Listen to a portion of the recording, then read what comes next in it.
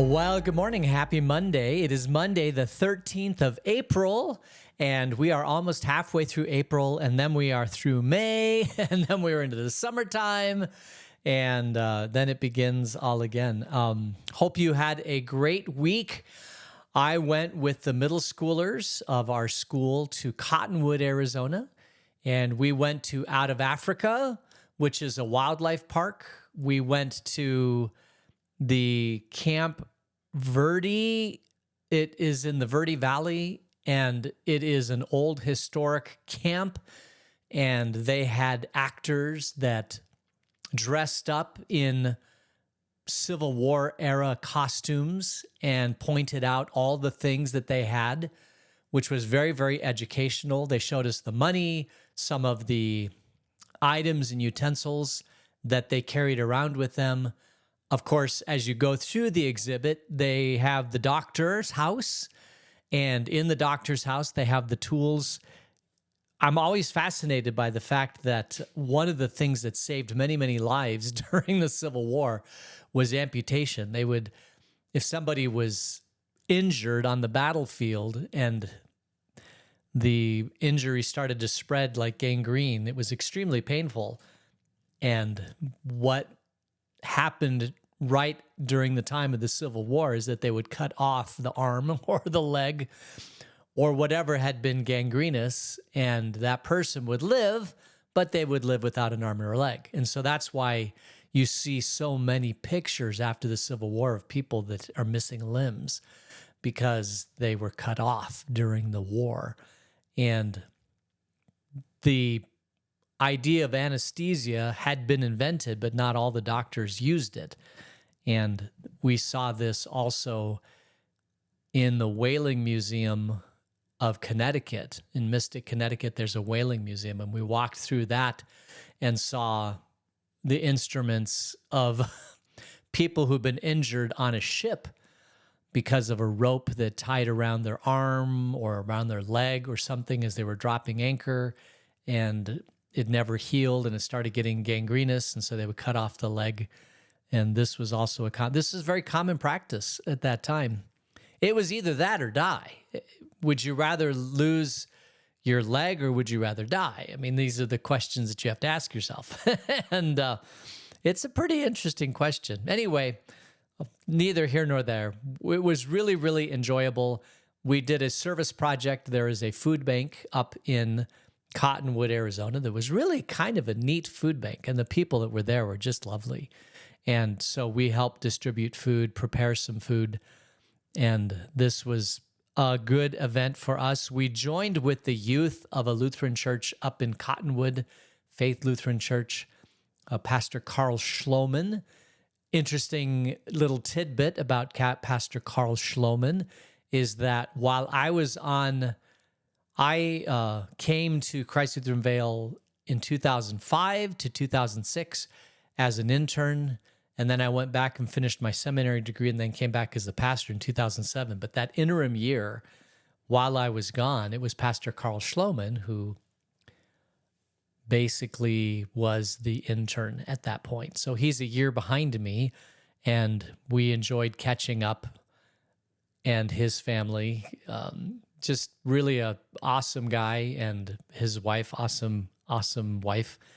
And we enjoyed spending time with them. They brought their some of their youth. We all joined together and did the service project. We also had a devotion every night, some games every night, food every night. It was really a nice retreat. I think that there were a few minor hiccups with the whole thing, but other than that, I'd say it was wonderful. And we are back at it now. We will be here. We have finished the Red Letter Challenge, so we're done with that study. So now, Monday through Thursday, we will continue in Deuteronomy. And the hope is to get through Deuteronomy before the summer vacation. And I still haven't figured out the summer vacation yet. Still trying to figure out what we're doing, and I need to get that kind of finalized. Anyway, so We are here Monday through Thursday, twice on Sunday. And we will, not twice on Sunday, but once on Sunday, but twice on Sunday. There is a Bible study on Sunday. All right. Let us get into our study. We are in chapter. No, we can't. We have a birthday today. We have two actually, but Suzanne, today is your birthday. Happy birthday, Suzanne Thorson and Kim Lonsway. Both of you have birthdays today, so happy birthday to both of you. May God richly bless you both and be filled with joy and life and love. Very, very, very wonderful birthdays today. All right, we'll close that out. Okay. Let us get into our study. We're in Deuteronomy chapter 23, which is an interesting chapter. And let's get to, and I haven't set this up yet. So we're going to start reading in verse 1, but I got to set this up right here. Okay. No one who has been emasculated by crushing or cutting may enter the assembly of the Lord. Now, this sounds horrible, but we know that the crushing of the testicles prevents, obviously, a person from procreating. We know that, but it also limits the ability for them to produce testosterone, or the things that make men grow from puberty from boys to men.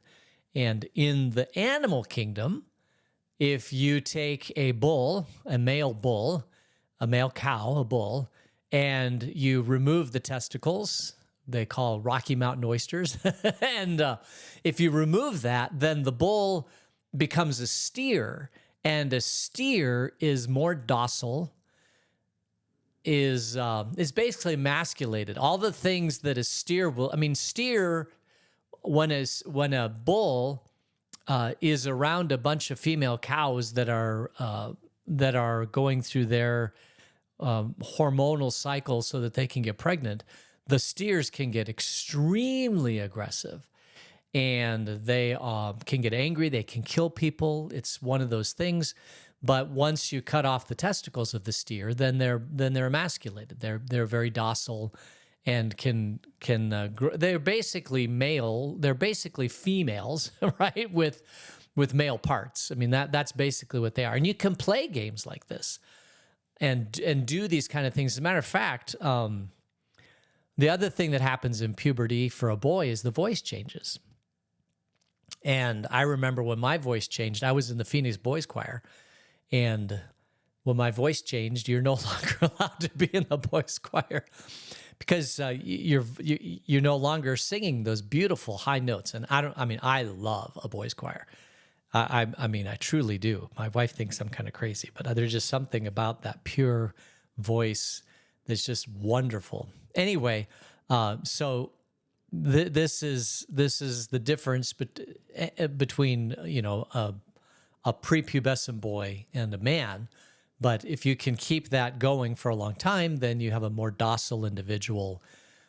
And the pagans would do this practice because for a number of reasons, but it all goes back to, I did some research that one of their goddesses demanded that their servants, one of the gods, emasculated himself so that he could be with this goddess. And so those people that follow that particular pagan religion, the men would do this. Obviously, you can't have any more children, so the religion dies out pretty quick. But it is very, very much a pagan ritual.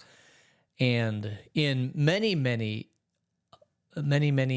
cultures, they would do this castration so that they could have men around the queen and not risk anything with the queen. But the thing is that when you crush the testicles, it also, the men there maybe can get a little bit, but without testosterone in their body, they don't grow to full strength as a normal man would. So it's all kind of just weird playing God type stuff. And Israel, because Israel's identity was through Abraham's seed, it was basically very, very forbidden in the nation of Israel to do these types of things. They were not allowed to crush or remove the testicles and do the types of pagan religions. And so the whole idea of the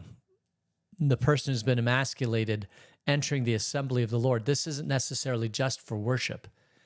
It's basically to become part of Israel.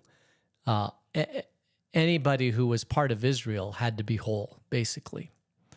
And that was how they distinguished themselves from the other pagan religions. All right, verse 2. No one born of a foreign marriage, nor any of their descendants may enter the assembly of the Lord, not even in the 10th generation. So this is interesting. Very, very much pure bloodlines in Israel. No foreigners coming in, and if you were born of a foreigner or something like that, their descendants could not enter into the assembly. They're not part. We always assume entering the assembly of the Lord is worship, because we come in on Sunday morning and we enter the assembly of the Lord. But that's just one of the things that we do as followers of Jesus. The other things that we do is we baptize and we enter into the kingdom of God. You are joined with all the other Christians around the world, and you're part of that assembly. And this isn't just for worship. In Israel, the assembly of the Lord was those people who were part of the nation of Israel, if you will. It wasn't limited just to a practice. All right, verse 3. No Ammonite or Moabite or any of their descendants may enter the assembly of the Lord, not even in the 10th generation. For they did not come to meet you with bread and water on your way when you came out of Egypt, and they hired Balaam, son of Beor, from Pethor in Aram Naharaim, to pronounce a curse on you. However, the Lord your God would not listen to Balaam, but turned the curse into a blessing for you, because the Lord your God loves you. Do not seek a treaty of friendship with them as long as you live. So you may remember this story. They were going into the promised land. They asked the people that were in Edom, the Edomites, or Moabite, in Moab. The Moabs, the Ammonites, they hired this soothsayer, if you will, Balaam, to come and to give a reading, like a tarot reading or a palm reading, or of all the Israelites, to find out if they would be successful in battle against them. And Balaam couldn't get his donkey to move because an angel appeared before the donkey, but not before Balaam. And Balaam couldn't just get the donkey. And so finally the Lord spoke through Balaam's donkey. And Balaam was kind of shocked by all this. And so when he did come to do the curse on the Israelites, instead he did a blessing. And so the king was very upset with Balaam, and Balaam left. But that was the story here. But apparently, even for the 10th generation, because of this, that there was this attempt to put a curse on Israel. And I think they eventually did. They would not be part of the assembly of God. The assembly of God could not encompass the Ammonites or the Moabites. All right. Verse 7, do not despise an Edomite, for the Edomites are related to you. Do not despise an Egyptian, because you resided as foreigners in their country. The third generation of children born to them may enter the assembly of the Lord. So the Edomites are different. They're related to you, the land of Edom. Don't despise them. Don't despise an Egyptian, because you resided as foreigners in their country. So it basically seems as if there's a friendly relationship, keep the friendly relationship going. But once you cross the line and you try to curse Israel or try to partner with an enemy against Israel, you are dead to Israel. You are dead to me. And so there is no relationship that can happen. The memory of the Israelites, the memory of Yahweh goes very, very long. And anytime you try to fight against Yahweh, it's basically very unwise to do so, but it also has long-lasting implications for generations upon generations, which is fascinating. Yeah. So verse 9. When you are encamped against your enemies, keep away from everything impure. If one of your men is unclean because of a nocturnal emission, he is to go outside the camp and stay there. But as evening approaches, he is to wash himself at the sunset. He may return to the camp. Designate a place outside the camp where you can go to relieve yourself as part of your equipment. Have something to dig with, and when you relieve yourself, dig a hole and cover up your excrement. For the Lord your God moves about in your camp to protect you and to deliver your enemies to you. Your camp must be holy so that he will not see among you anything indecent and turn away from you. So this, well, first of all, nocturnal emission. That's a normal male thing that happens, but you can't do it inside the camp, and so you have to go outside of the camp and stay there until you cleaned yourself up. And there's a little bit of probably reason for this, because that seed is, still out there, still potent, I guess you could say. And so stay outside the camp for that so that there's no risk of any cross-contamination or anything like that. And even when they're going to the bathroom, they have to dig a hole, go to the bathroom with their excrement, and then cover up the hole. This is standard common practice even today when you're hiking. I haven't been hiking in a long time. When was the last time I went hiking? I guess we went to Havasupai when my son was in high school. Probably the last time I went hiking with him. I love hiking. We would go hiking as a family all the time. Oh my goodness. And I love hiking. It's just one of my favorite things ever. And it's common practice that when you hike, you bring with you a shovel and toilet paper.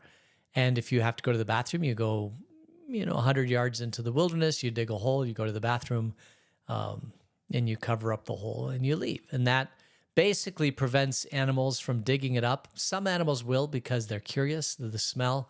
But if you put enough dirt on it, then it will kind of eliminate the smell, and it immediately starts to deteriorate.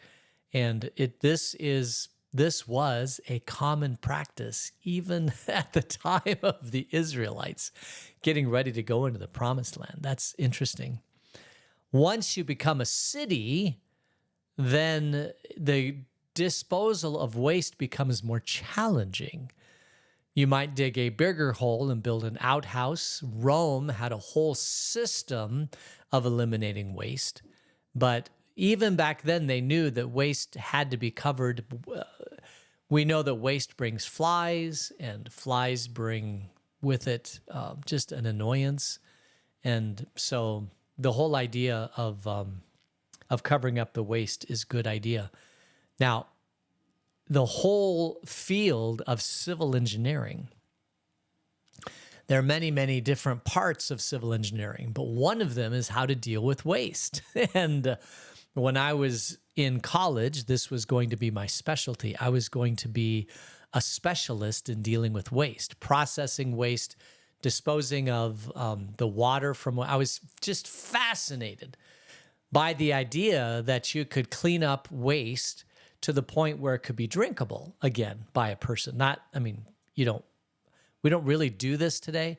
We will take that waste, process it, and put it back on plants and things like that. We don't make it drinkable. But if you're on the space station, or if you were up on the moon or some of these places, or in the biosphere, then you would try to clean up the waste to a point where you could drink that water again, which is, you can do that. There's ways to process waste so that it is drinkable and quite safe for humans. Even at its, at its basic level, if you take liquid and you evaporate that liquid, not evaporate it, but you boil it, and so you have the condensate go up, and then you catch that. The only thing that goes up is pure water. I mean, nothing else can make it into that particular steam or into that. And so there are ways to make it extremely safe, but the idea of drinking that or using that again is not a fun idea for most people. And so we don't do the other thing. I guess I'll just say this because I've been fascinated with this by my whole life. Everybody says that Arizona in the desert, there's a lack of water. There's plenty of water. We get plenty of water. The thing is that we use water for showers. We use it for bathing. There's a lot of things we use water for that if we were really, really pressed, we could probably figure out a way to reuse all that water. And because the only amount of water that you need to survive is to drink maybe a gallon or 2 gallons a day, as opposed to the 300 gallons per day per household that we use for planning purposes. And the vast majority of that is for a shower and toilets. But there's many, many, many ways to reduce water consumption for both of those things. If you go to this, we're here in Vail, Arizona, there's a car wash, and you go to that car wash, and one of the things they do in that car wash is they repurpose and reprocess that water so that it uses very, very little water from potable water.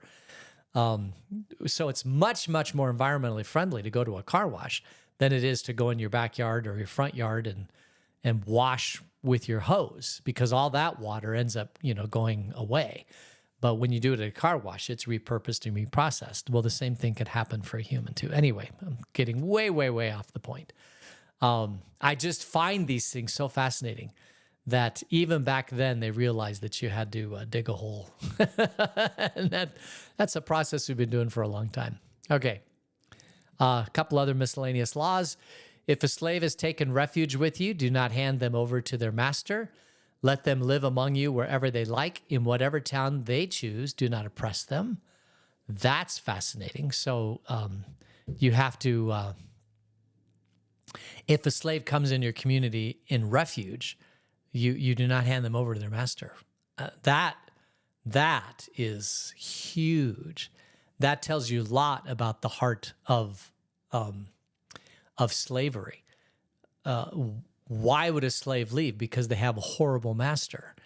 The slavery from thousands of years ago, we always associate it with our huge, horrible slavery problem when we brought people in from Africa and turned them into slaves. And I won't get into that, but a lot of people became slaves because they were orphans, or they had to sell themselves in slavery because they got into debt. There was a whole lot of reasons why a person might give up their rights as a human and live in slavery subject to somebody else. But that doesn't necessarily mean that they were mistreated. The biggest huge problem was that they were not in control of their own destiny. And that was when when the Israelites complained to God, that was probably their number one thing. Some of them were treated well, some of them were not treated well, but they didn't have control over their own destiny.